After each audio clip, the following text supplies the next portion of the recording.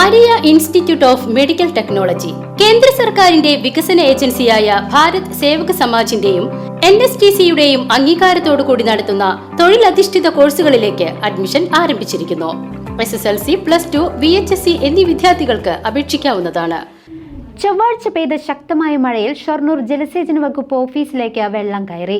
ജീവനക്കാർ മേശപ്പുറത്തിരുന്ന് ജോലി ചെയ്യേണ്ട അവസ്ഥയിലായി. ഉച്ചയോടുകൂടിയാണ് ഓഫീസിന്റെ പ്രവർത്തനം സാധാരണ നിലയിലായത്.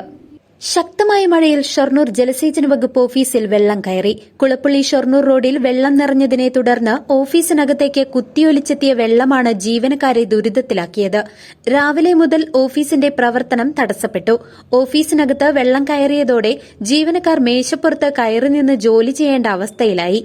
മഴ ശക്തമായപ്പോൾ വെള്ളത്തിന്റെ അളവ് വർദ്ധിച്ചു. തുടർന്ന് ജീവനക്കാർ കല്ലുകൾ നിരത്തിവെച്ച് വെള്ളത്തിന്റെ ഒഴുക്ക് ഭാഗികമായി തടഞ്ഞു.